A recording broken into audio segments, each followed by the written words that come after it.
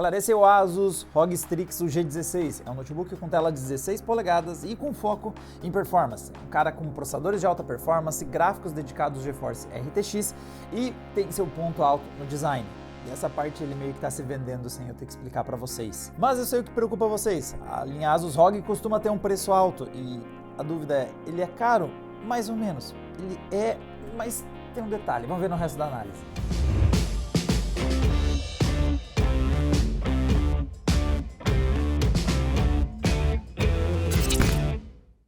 Bom, começando pela parte de hardware, o Asus Strix G16 ele é um notebook com um bom conjunto de chips. Então, no processador nós temos um Intel Core da 13ª geração, está bem atualizadinho nas microarquiteturas da Intel. O processador usado aqui é o Core i7-13650HX, ele tem 6 núcleos de performance e 8 núcleos de eficiência. Ele vai dar um total de 20 threads. É um processador com bastante poder de multithread e também tem um bom single thread, ele chega a quase 5 GHz. A gente já vai comentar isso na parte de performance. Já o gráfico presente aqui, nós temos dois modelos RTX disponíveis. Você tem o modelo de entrada com o RTX 4050 e também você vai ter o RTX 4060 disponível para esse chassi aqui, entregando até 115 watts de TDP. No resto, a Asus entrega o que a gente espera, um bom conjunto de memórias, então duas memórias de 8 GB operando a 4.800. Infelizmente a gente não vê muitos modelos entregando memórias mais rápidas nessa 13ª geração. A parte de armazenamento nós temos um SSD de 512 GB na versão mais básica e tem um outro slot M.2 ali disponível para você fazer upgrade e aumentar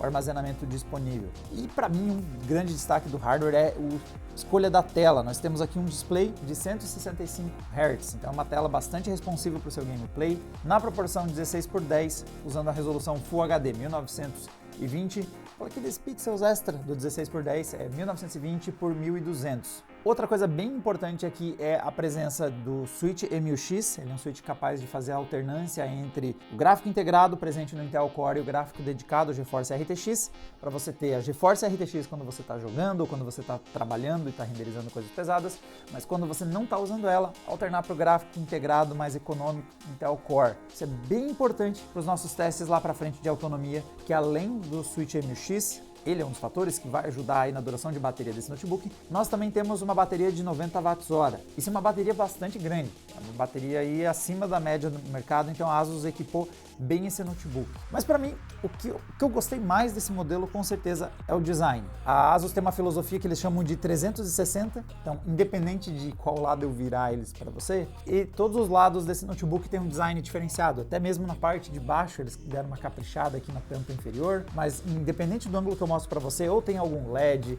ou tem algum visual mais arrojado, seja aqui na parte da saída de ar, também tem um padrão bem diferente desenhado. Eu gosto que a Asus usa esses LEDs presentes aqui na parte superior, mesmo quando você fecha o notebook, você sabe se ele está ligado, se ele está carregando, graças a esses LEDs indicativos que ficam visíveis mesmo com a tampa fechada. E versus alguns rivais, ele é leve. Como ele é um notebook focado em performance, ele não chega a ser nível ultra fino, não vai ser abaixo dos 2 kg do peso dele, ou menos de 2 centímetros de espessura, mas as medidas dele estão sob controle. É um notebook de 2,5 kg, então ele não chega a ser pesado e ele também não tem bordas muito largas em torno da tela, nem tem aquele avanço da parte de arrefecimento para trás do display. Então ele acaba sendo, no final, um dispositivo que é relativamente compacto e leve, dado a categoria que ele está inserido, né, dos notebooks de performance. A Asus, para mim, fez um trabalho primoroso quando o assunto é essa área aqui, a interação do usuário com o dispositivo. Eles usaram um acabamento fosco aqui no apoio dos pulsos, que é muito confortável e, mesmo em alta carga, não senti um aquecimento. Quando você está usando ele, jogando, não percebi mudanças de temperatura. O touchpad tem uma área muito grande, então se você for ver versus muitos dos produtos rivais do mercado, é um dos maiores touchpads que a gente vê presente num modelo gamer. E o destaque que me agrada demais nesse modelo, e já me agradava em antecessores da Asus, é o teclado.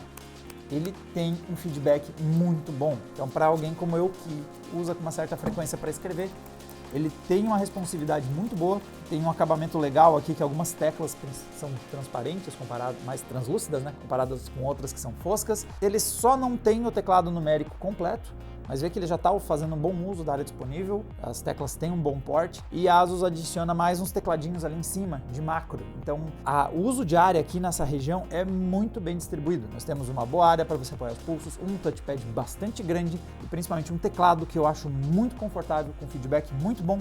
e ele é bastante responsivo. E dois fatores que são relevantes para o conforto do uso do teclado é, primeiro, o deslocamento que as teclas fazem. Então ele tem um deslocamento aí de 2 milímetros, um pouco maior do que a gente vê em muitos dispositivos, mas eles têm uma tecnologia que eles chamam de overstroke, que funciona com o pressionamento da tecla não é identificado com o deslize dela até o fundo. Já no primeiro 0,1 milímetro que você apertou essa tecla, ele já está registrando o seu comando.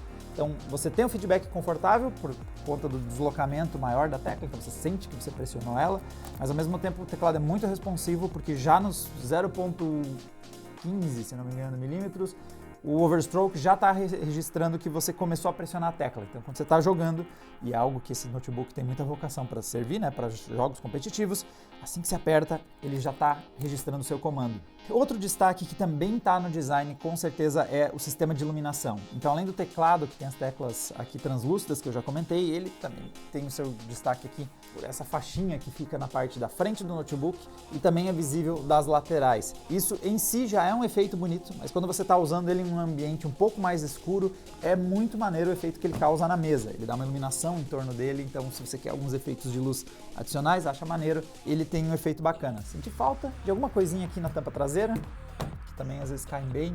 Não necessariamente para quem está usando ele, né, mas para outras pessoas vendo o notebook fica um efeito bonito. Mas para o usuário, que mais importa no fim das contas, a gente tem um efeito bem maneiro aqui na parte da frente. E tudo isso pode ser facilmente configurado usando o software da ASUS que vem pré-embarcado nele, o Armoury Crate, e pode inclusive trabalhar em conjunto com outros acessórios da ASUS ou outros acessórios compatíveis com o Aura Sync. Então, você pode configurar aí para operar em conjunto com mouse, com headset, sincronizar o funcionamento desses acessórios. Mas vamos lá, vamos dar uma olhada em performance. Nós rodamos os nossos testes e já vou avisar que alguns nossos testes não tem tantos notebooks, é porque a gente está atualizando a nossa bateria de testes. Veio muito notebook com 4070 recentemente, não faz tanto sentido eu pôr eles no comparativo, já que são níveis de performance e de custo bem diferentes. Então, modelos com 4050, o mais relevante para a gente comparar, o modelo da Dell, o G15, tem um RTX 4050, vem também com um Core i7 da 13ª geração e no momento é o hardware mais comparável diretamente aí em questão de performance e de preço com o modelo dessa análise. Começando pela nossa análise dos gráficos de performance, nós temos o Cinebench, dando uma olhada na performance de processador. Em single thread, o ROG Strix ele acabou ficando à frente de vários nesse segmento de preço, nesse mercado, coisa de 2% à frente do modelo do G15. Aqui nós temos uma diferença de frequência entre o 13650HX, que está presente aqui no ROG Strix, versus o 13450HX do Dell G15. Uma coisa que é interessante de já ir olhando é como a 13ª geração ela tem uma vantagem de single thread de 10%, veja como o Asus ZenBook, o 16 OLED, que tem um Core i7 da 12ª geração, ele ficou ali, deu uma diferença de 10% versus esse ROG Strix que nós estamos vendo aqui. E o 12400H, que está lá no Acer Nitro 5, a diferença foi ainda maior, foi uns 25%. Bom lembrar que o 12400H ele é um processador mais limitado, apesar de ser um Core i5, versus alguns outros modelos de Core i5 da 12ª geração, ele é um pouquinho mais limitado em núcleos e frequências. Agora, quando a gente liga o Cinebench para mandar ver aí em todos os núcleos em ação, o Strix ainda ficou na frente do Dell G15, mas é 0,4%, então bem dizer, estão na mesma,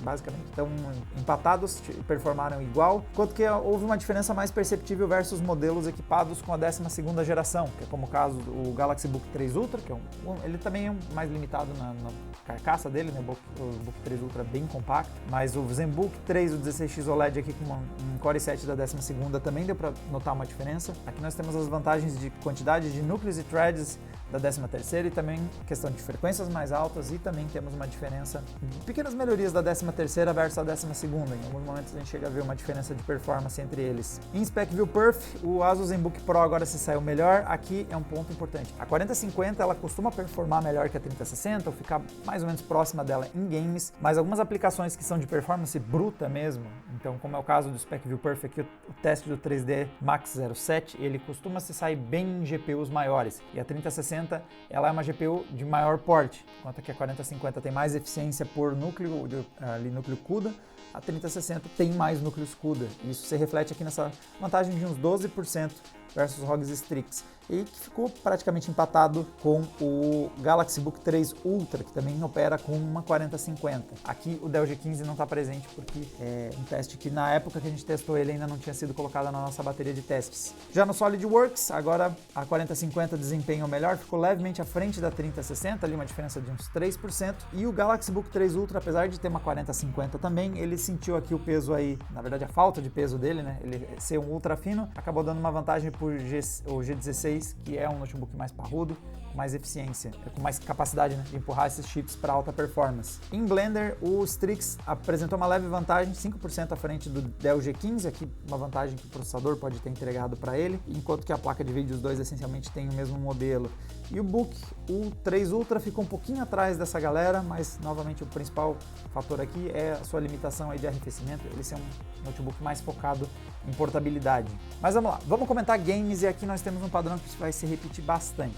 Então, começando pelo Counter-Strike, nós temos uma diferença de 12% em favor do Dell G15. O ROG Strix pegou 132 quadros por segundo de média, enquanto que o Dell G15 na qualidade Ultra chegou a entregar 148. Em Assassin's Creed, isso também se repete. Nós temos uma vantagem mais modesta agora, de uns 6% em favor do Dell G15 versus o G16. E o Book 3 Ultra até que não foi mal, considerando toda a portabilidade dele, ele ficou uns 10% abaixo do Strix G16. Aqui eu incluí também o Acer Nitro com o Core i5 da 12ª geração RTX 3050. É bom ver como tem uma diferença de performance grande entre os equivalentes aí da geração anterior. Nós temos então a 3050, ela não tem tanta performance quanto a 4050, tem uma diferença entre elas, e também esse Core i5 da 12ª versus esses modelos Core i7 da 13ª. Aqui nós temos os dois limitando esse teste, e o resultado é quase 40% menos desempenho para o Acer Nitro nessa configuração que a gente tem aqui no comparativo.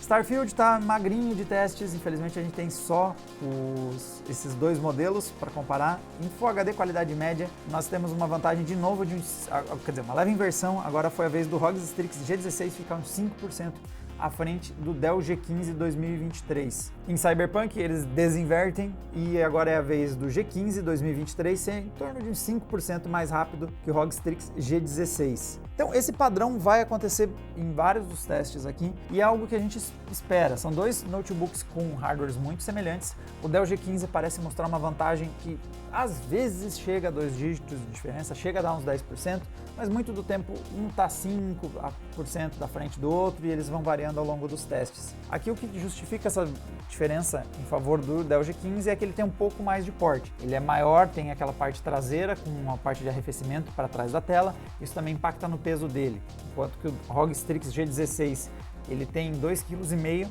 o Dell G15 já é um notebook mais pesado, ele está chegando aí na casa dos 2,8 kg, são 300 gramas a mais de estrutura de arrefecimento, dando essa vantagem, por um lado, em alguns testes, por uma pequena margem, mas em contrapartida, no uso, a gente nota, eu acabo sentindo mais a diferença de peso entre os dois. O Dell G15 ele é um notebook um pouco mais pesado, enquanto que o Strix ele já tem um porte mais tranquilo de você carregar, já tem um design um pouco mais compacto também, mais fácil de pôr na mochila. Mas como vocês podem ver, mesmo com as variações entre chassis, se você dá hardware semelhantes e não faz chassis muito limitados, como é o caso do Book 3 Ultra, que é muito compacto, você acaba tendo variações que dificilmente vão superar os 10% entre os dois modelos.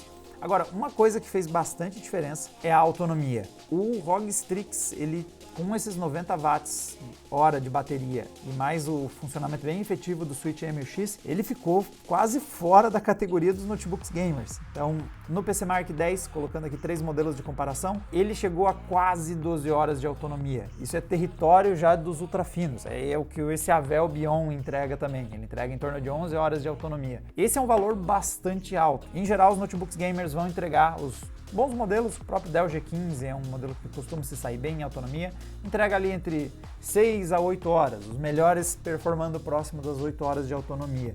O ROG Strix G16 ele entregou 12 horas, isso realmente é algo bem fora da curva na categoria dos notebooks gamers e começa a brigar com notebooks ultrafinos que, se por um lado eles têm menos bateria por causa do porte mais compacto, em contrapartida eles também não têm uma tela 165 Hz, eles não têm GeForce RTX, o processador não é um processador de alta performance com muitos núcleos, muitos threads e boosts a 5 GHz. É um resultado muito impressionante e é algo que eu levaria fortemente em consideração se você quer um notebook gamer e o seu foco em não apenas usar ele para jogar necessariamente, mas andar com ele, somente ele, não quer necessariamente carregar o carregador, e quer usar ele por um dia completo de uso leve. O PCmark, que a gente usou nesses testes, ele usa de referência um ciclo de trabalho como navegar na internet, editar planilhas do Excel, roda alguns vídeos, simula videoconferências com desfoque no fundo, então, do fundo, né, da sua webcam. Então, em geral, é uma atividade de uso leve. E aí, realmente é impressionante como ele consegue entregar 12 horas de autonomia, algo que muito potencialmente torna possível você andar sem levar o carregador dele e ter um dia completo de uso leve, fazer as coisas mais básicas aí de trabalho. Na hora de games é óbvio, aí a coisa muda, você não espere muita autonomia de um dispositivo desses fora da tomada. Bom, mas agora vem a parte que eu tinha prometido lá no começo. Esse é um dispositivo com bons hardwares, com acabamento premium, um excelente design. Ele leva aí a linha Asus ROG, que não costuma ser uma marca com um custo baixo, costuma, pelo contrário, ter dispositivos com alto valor. A pergunta é, ele é caro? A resposta é um sim, ele é um dispositivo que custa na casa dos R$9.000, então é um notebook gamer de alto valor. Na versão com RTX 4060 você vai ver esse valor superar os R$12.000, mas para minha tristeza, quando eu fui fazer a pesquisa e localizar ele versus os seus rivais, ele é menos caro do que eu gostaria.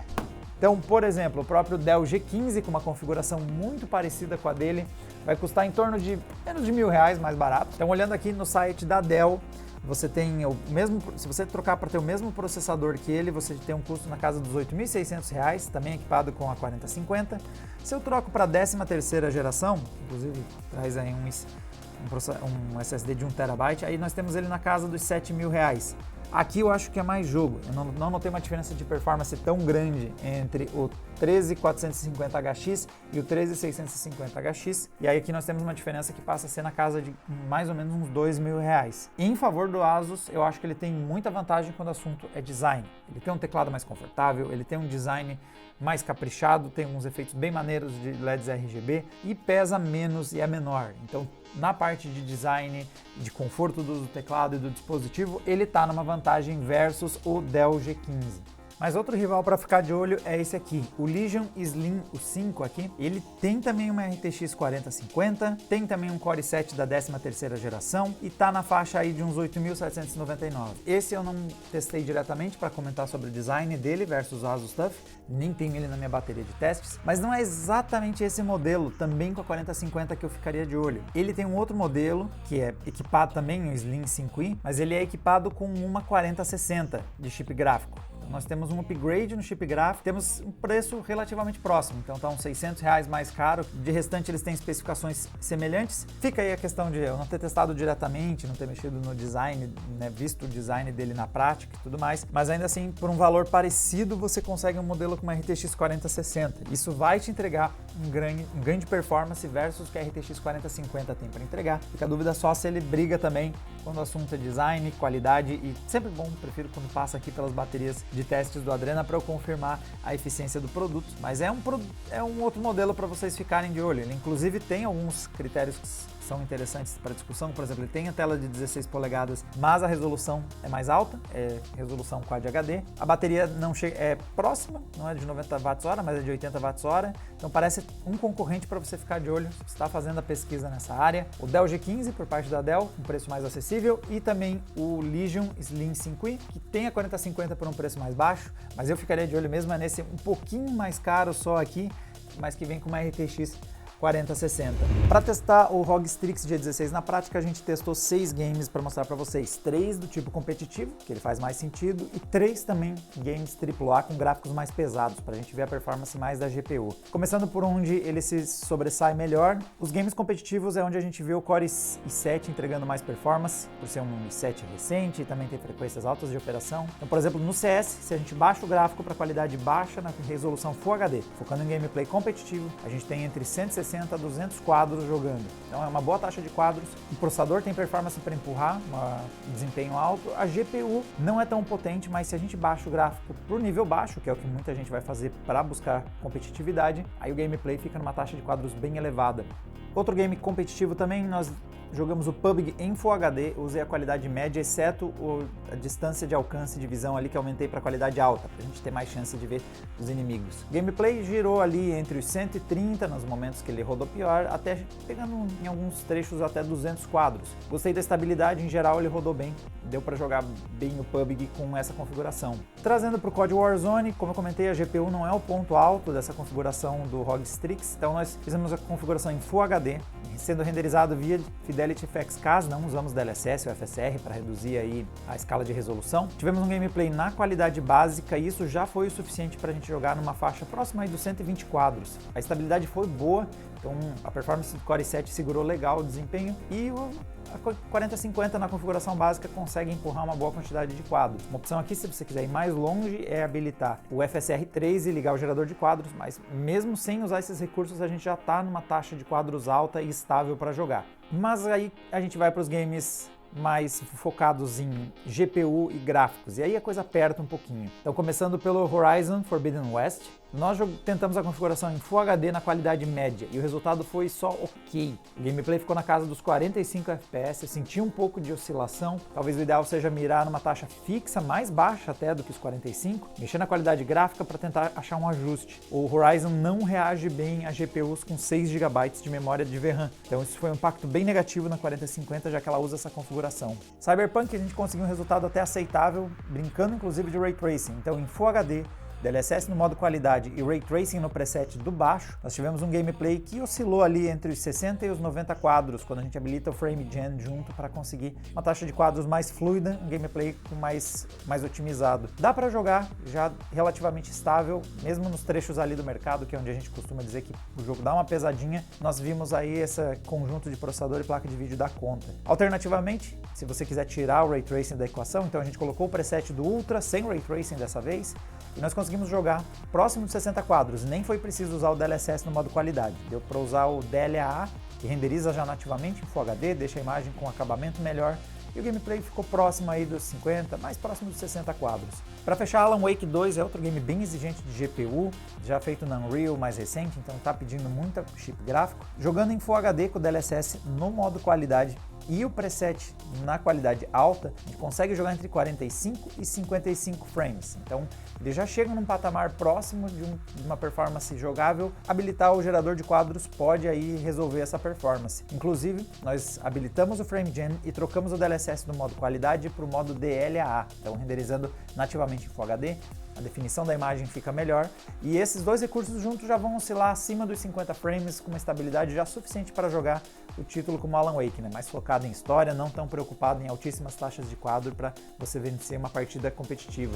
Bom, galera, então essas aqui são as nossas impressões com a Asus ROG Strix G16. Realmente um excelente trabalho da Asus quando o assunto é design, um notebook que tem um porte mais compacto, entregou muita performance, não teve nem aquecimento, nem produção de ruído excessivo, só tem que ficar de olho que tem alguns rivais custando um pouquinho menos ou às vezes trazendo hardwares um pouquinho mais potentes. Para mais dos nossos testes, vocês podem conferir a análise completa, tá lá no adrenaline.com.br, lá tem mais testes além desses que eu mencionei no vídeo. A gente se vê numa próxima. Tchau, tchau!